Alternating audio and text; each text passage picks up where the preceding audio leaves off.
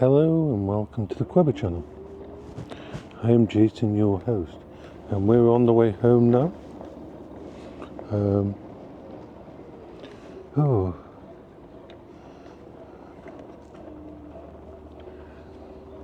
A death watch, as it seems, is something a lot of people can't do. What do I mean by that? Looking after someone who's dying. Looking after someone who is going to pass away, who you know is going to pass away, and you cannot fix it, you cannot heal it, you cannot stop it. I'm just going to put my seatbelt on for safety.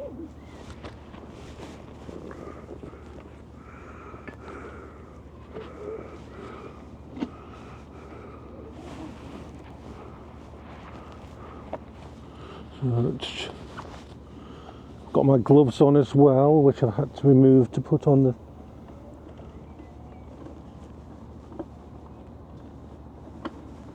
There we are. The seatbelt is on. A lot of people cannot handle being that close to death, especially if it's a loved one, especially if it's someone you really care about. And I understand that. It's not easy. It's not easy for anyone. Just let me maneuver the mic to a better position. We'll just...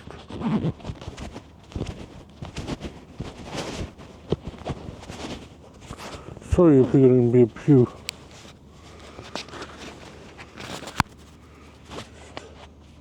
Trying to do up my coat a little bit.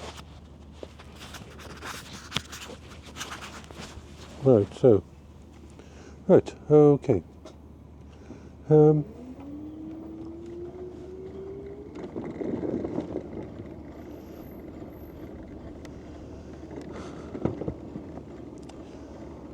Mortality is something that most people hide from. They don't want to think that life has an end point. That life can end, especially with a loved one.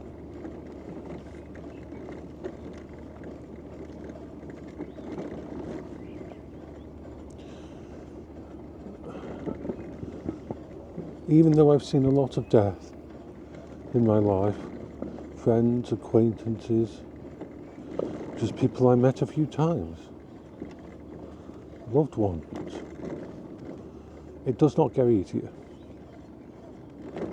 You're watching the end point of a human life.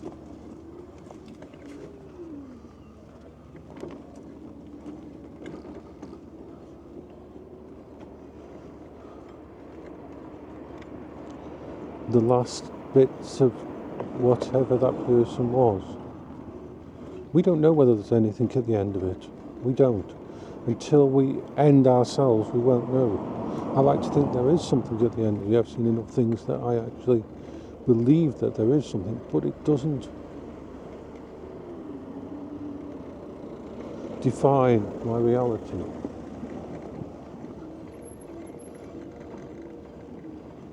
Because I won't know any difference when it happens.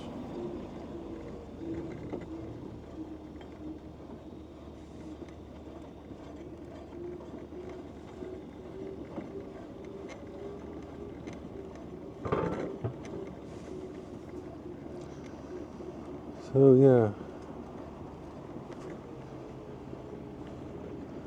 a lot of people cannot deal with this kind of situation, and I don't blame them at all.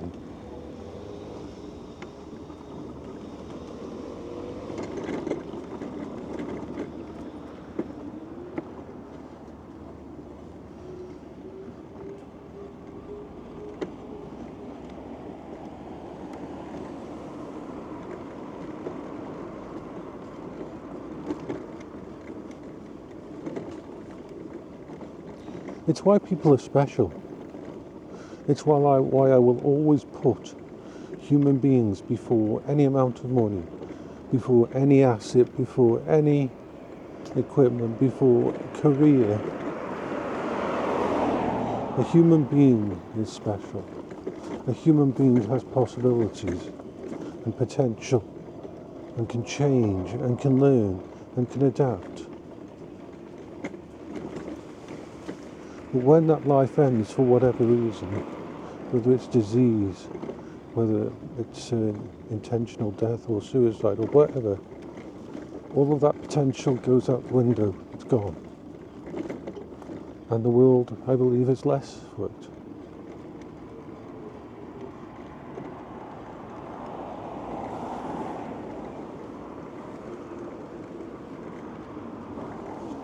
Just want to check something. Yeah.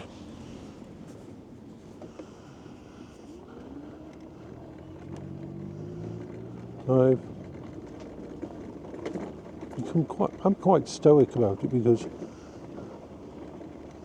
and I will do all I can to be there till the end for someone I care about. I will not shy away.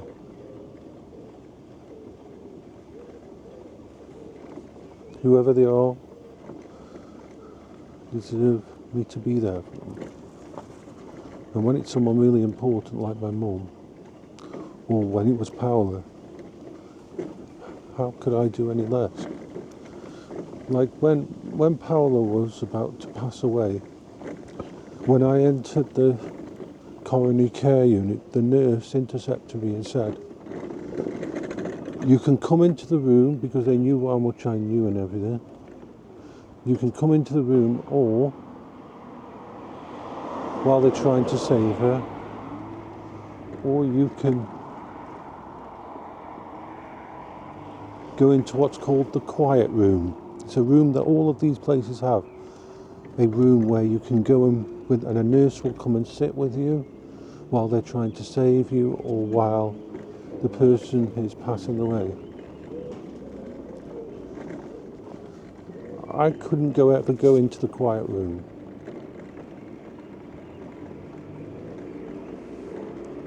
If the person I care about more than anything in the world, or even just as an acquaintance, needs me to be there, or in some way I can be there to hold their hand right at the end, I am damn well going to do it. And yes, it crucifies me. It shatters me. It hurts me. You cannot go through that kind of situation unless you're a completely narcissistic or shallow or heartless person. You cannot go through those situations and have it not break you.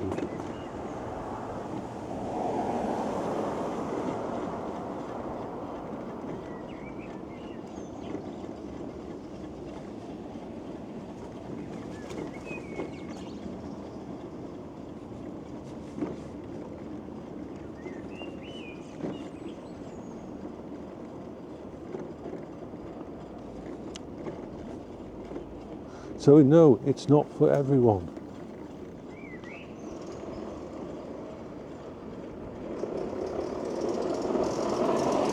And no one should ever be judged if they can't do it, if they can't cope in that end time.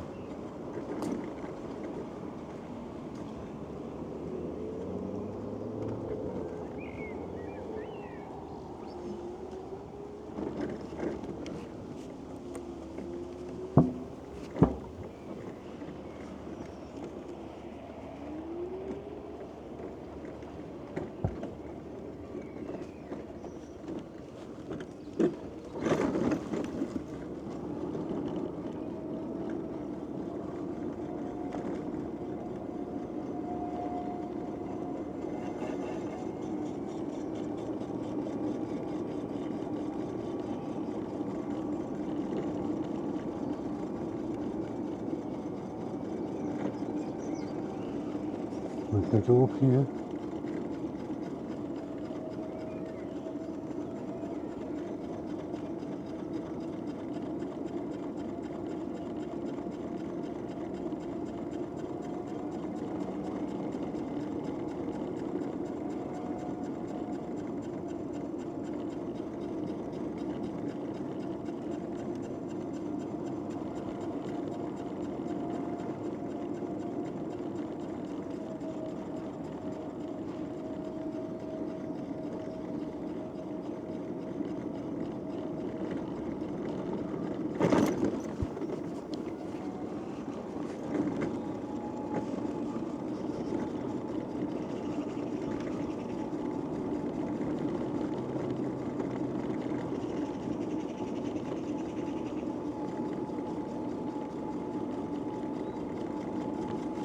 I'm maxing out the throttle now.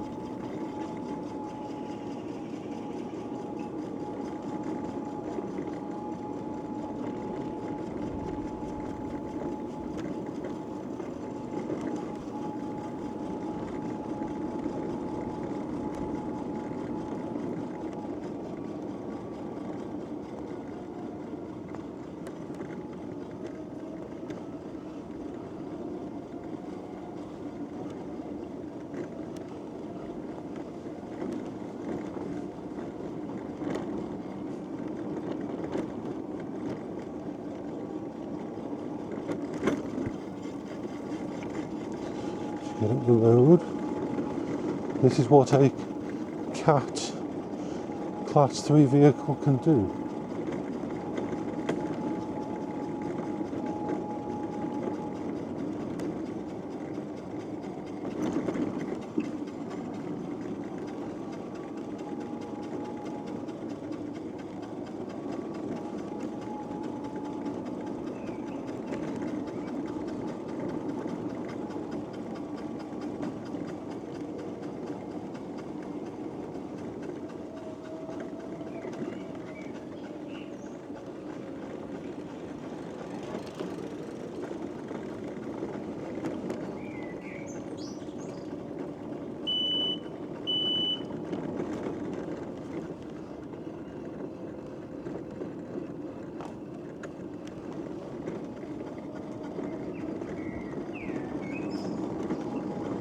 Feels so fast doing this.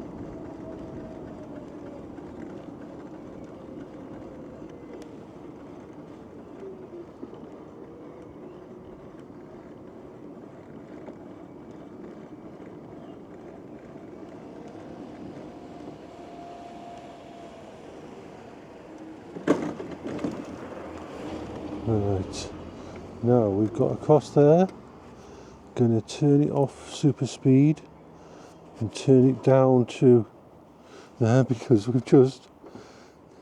did that fast. This time of night there's not many cars around.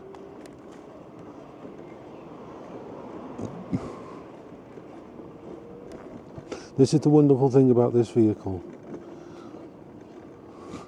I can go from road to path to shop. And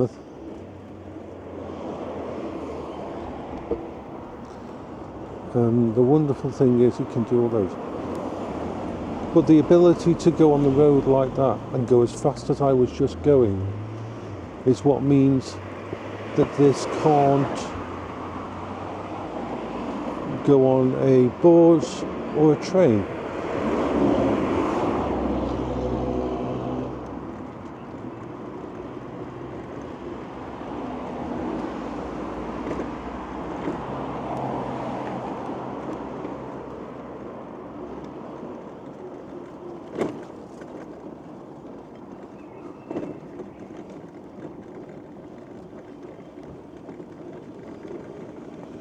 It means that there is that limitation, but the positive side completely outweigh it. I mean, yes, I am going to get one that can go on a train and that, so I can expand my ability to go places. But 99%, I think, 90% of my actual transport is going to be within 25 to 30 to 40 miles of where I live. And therefore this is ideal. And the ability for it to crossover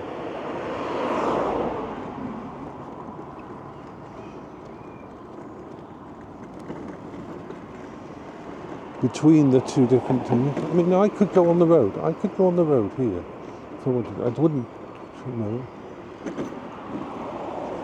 But I could if I wanted to.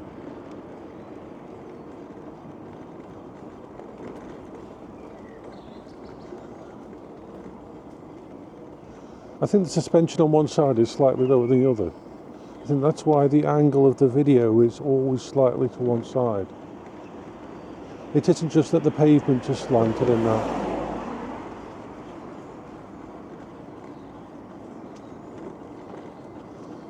I'll have to do some tests. But the suspension is adjustable. But yeah, I love it. This vehicle is taking me places and allowing me to do things that I could never do on foot.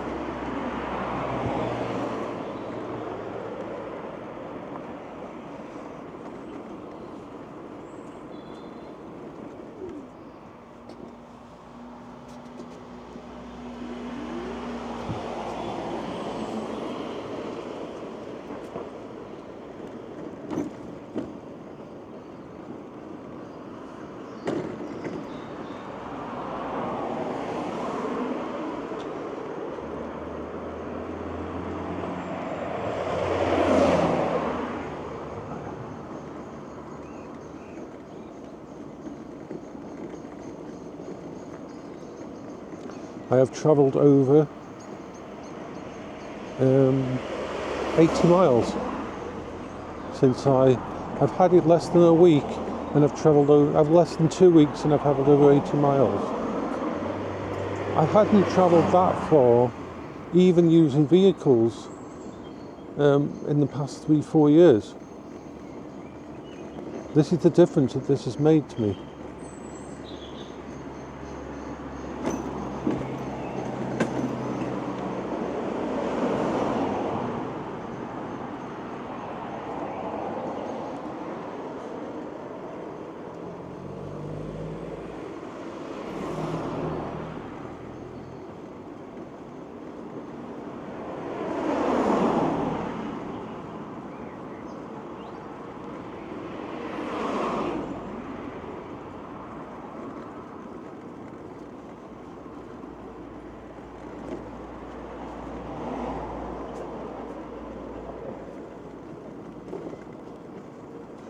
That you have a good charge tonight, overnight, because I am putting it through a hell of a lot.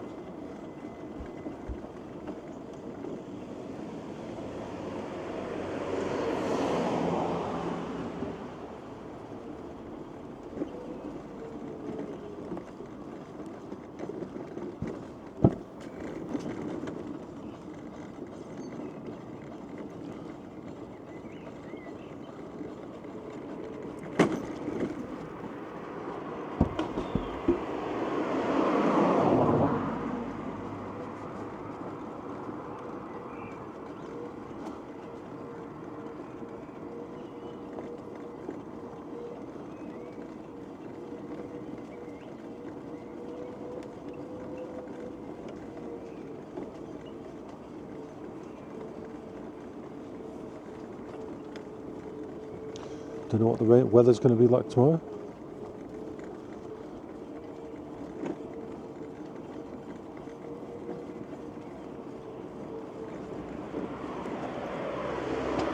Supposedly I've got a new raincoat coming I ordered. It's cheap, but it's one that goes all the way down to your feet. And will hopefully, if it rains and that, I'll be able to keep myself in, because the weather in the UK can be so changeable. At the moment it's like really nice and that, but tomorrow it could be stormy and windy and rainy, and I still need to be able to go and visit my mum and make sure she's okay and be there for her.